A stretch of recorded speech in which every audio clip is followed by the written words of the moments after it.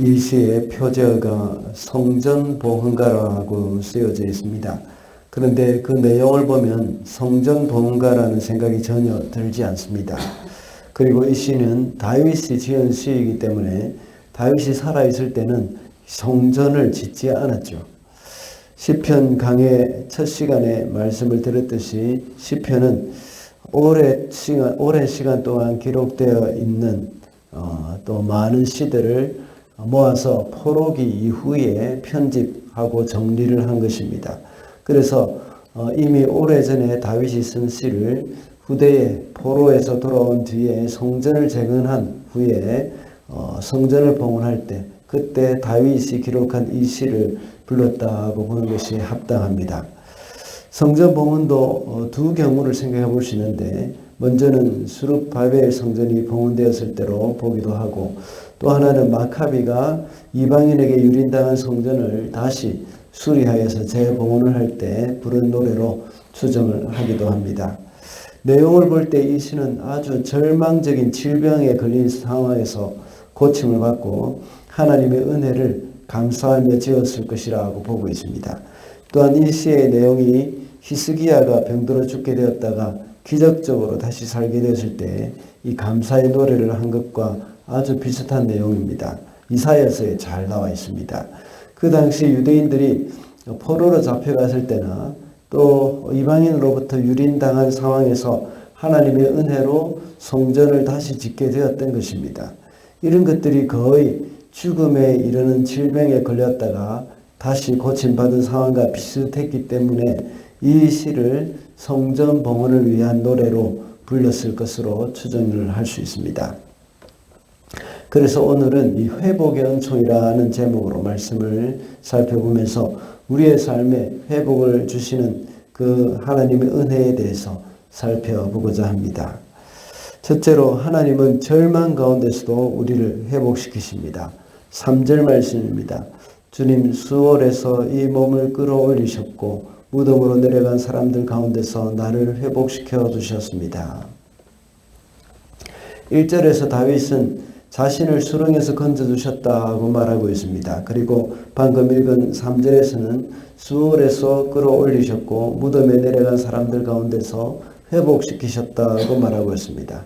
수월 또는 무덤이라는 말을 반복적으로 표현하면서 아주 절망에 빠졌던 상황을 강조한 것입니다. 그러므로 다윗이 죽었다가 다시 살아났다는 의미는 아닙니다.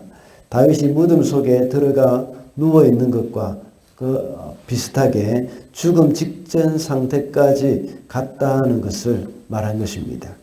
그만큼 깊은 절망 가운데 있었다는 것이죠. 이럴 때 다윗이 한 일이 무엇이겠습니까? 2절을 보면 주님께 부르짖었다고 말하고 있습니다.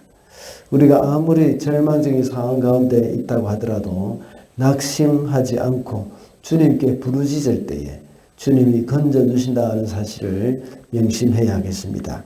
가장 절망적인 순간 나는 죽은 자와 같이 아무것도 할 수 있는 것이 없다는 사실을 깨닫는 순간 그때가 바로 하나님께 부르짖을 때이고 하나님의 회복을 경험할 수 있는 때입니다. 많은 사람들은 이런 상황이 오면 자포자기한 나머지 극단적인 선택을 하는 사람들이 많습니다. 우리가 많이 들은 말이 있지 않습니까? 아무리 사방이 다 막혀도 위는 열려 있습니다. 우리의 기도는 항상 위로 향하는 외침입니다. 우리의 부르짖음을 하나님이 들으셔서 절망의 상황에서도 회복을 해 주시는 겁니다. 우리가 위기에 처해 있을 때에 우리를 즉시 구원하실 수도 있지만 때로는 하나님이 기다리실 때도 있습니다. 우리가 세상의 모든 희망을 다 버리고 오직 하나님만 바라볼 때에 하나님은 문을 열어주십니다. 그렇게 함으로 우리는 더욱더 굳건한 믿음의 사람으로 세워질 수 있기 때문입니다. 때로는 나 홀로 있다고 여겨지는 그 순간에도 하나님은 여전히 우리와 함께 계시고 우리를 돕기를 원하십니다. 절망 가운데 빠져가는 것이 우리에게는 아주 답답할 수도 있겠지만 지나고 보면 우리에게는 큰 복이 되는 순간임을 깨닫게 될 것입니다. 둘째로 회복의 은총은 영원합니다. 5절 말씀입니다.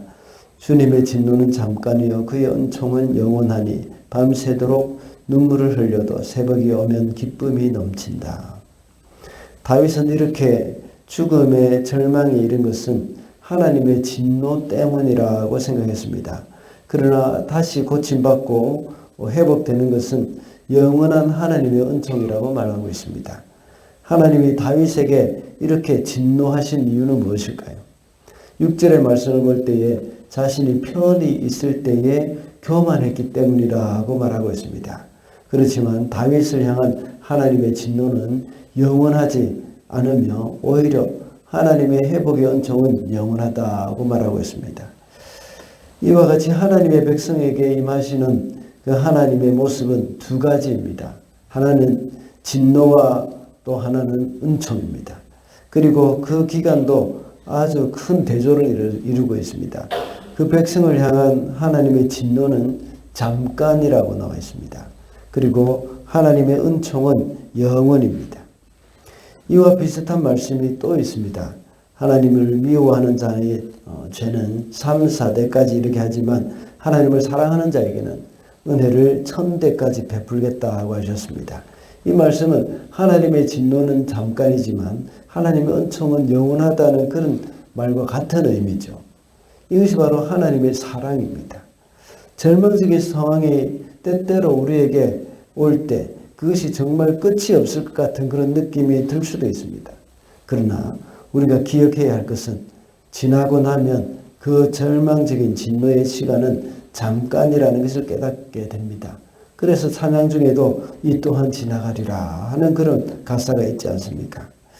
그리고 우리를 회복시키시는 하나님의 은총은 영원하게 될 것입니다. 그러므로 우리는 기가 막힌 그 웅덩이에 빠진 것 같은 그런 상황이 닥치더라도 끝까지 인내해야 합니다.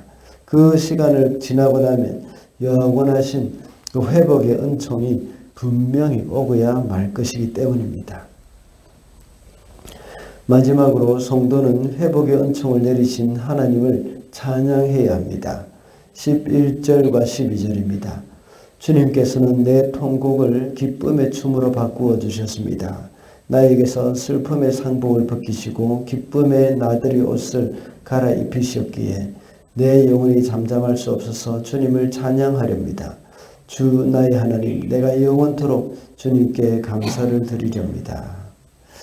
이런 모든 절망적인 상황 가운데서 하나님이 회복시켜 주심으로 이제 다윗은 기쁨의 춤을 출 수 있었던 겁니다.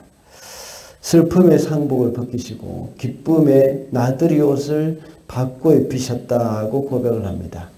그래서 하나님을 찬양하고 있습니다. 그리고 다윗은 영원토록 주님께 감사드린다고 오늘 12절에서 말씀하고 있습니다. 지난밤에 폭우와 바람이 엄청나게 불었지만 오늘 아침에는 아주 잠잠해졌습니다.